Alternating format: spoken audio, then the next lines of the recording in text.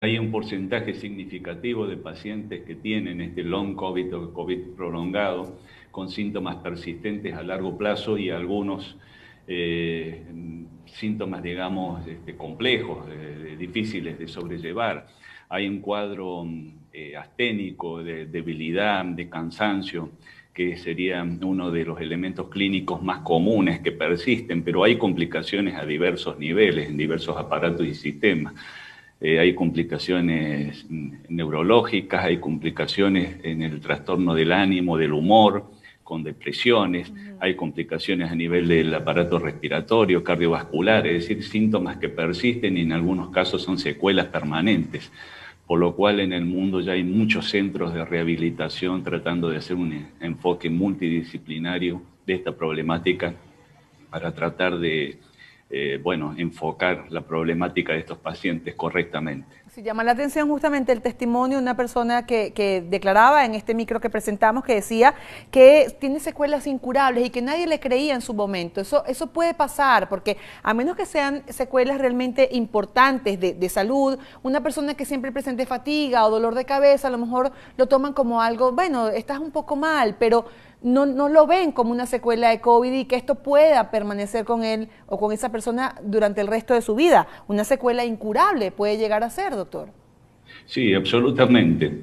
Fíjese que, por ejemplo, eso se ve en pulmón, es decir, que una vez que pasa este cuadro agudo quedan cicatrices, es decir, el tejido resuelve esa inflamación de la etapa aguda de la infección por el SARS-CoV-2 con cicatrices, es decir, y eso lleva a una insuficiencia, es decir, un compromiso en la función de los pulmones y eso se traduce clínicamente con disnea, es decir, la falta de aire. Cuando uno hace las tareas que habitualmente realizaba, siente esa deficiencia.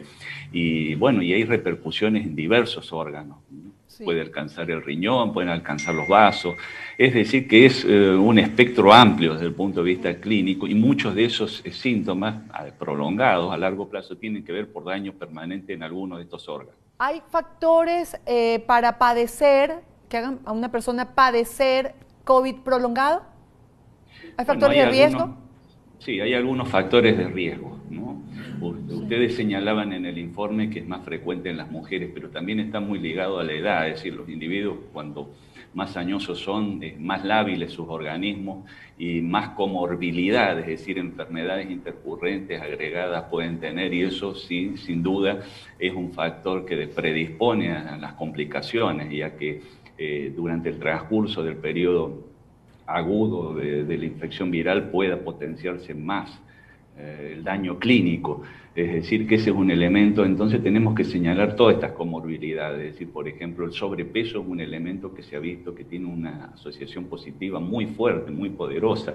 Otras patologías como diabetes, hipertensión, enfermedades de la sangre, es decir, por ejemplo, leucemias, tratamientos prolongados con sustancias que inmunodeprimen al sujeto, es decir, que hay un rango amplio de patologías que uno puede tener o de tratamientos que llevan a una inmunodepresión del sistema inmune, que esos nos dan, digamos, mayor labilidad y posibilidad de que el daño sea mayor, ¿no? Doctor, ¿y la vacunación de alguna manera protege a la persona del COVID prolongado o no? Porque vemos que esto también ocurre en personas que no han padecido la enfermedad grave como tal. Absolutamente. Fíjese que eso es un mensaje sanitario contundente e incontrastable que uno debe dar, ¿no? Y reforzarlo a diario porque tener la pauta completa, que es el nuevo paradigma en el mundo para estar convenientemente protegido, eficientemente desde el punto inmunitario protegido, es fundamental porque en el caso que logremos contraer la infección, por ejemplo, frente a la variante Delta, donde hay Sí. mayores posibilidades porque disminuyen los anticuerpos neutralizantes, seguramente tendremos en ese caso cargas virales mucho más leves y entonces el potencial daño derivado de esa infección va a ser menor, o sea que eso hay que alentarlo sin duda. Son los dos elementos, ¿no? Las inmunizaciones y seguir con las pautas sanitarias y las medidas de cuidado. Eso debemos sostenerlo todavía en el tiempo, no relajarnos. Importante entonces eso, la vacunación también nos protegería del COVID prolongado.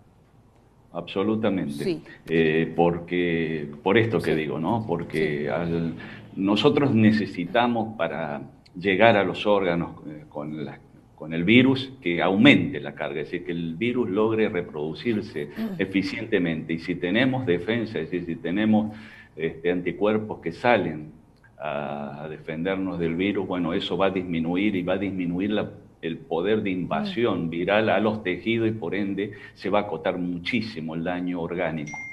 Una razón más para vacunarnos, doctor, definitivamente, sin lugar a dudas. Absolutamente. Sí, Hay sí, que dar ese mensaje, hay que sostenerlo. La vacunación tiene que tener, como lo ha dicho el director de la OMS, un plan estratégico mundial a escala global para tratar de ser muy equitativo en la distribución de vacunas y atacar esta pandemia en esos términos, ¿no? Bien. En un contexto global. Bien.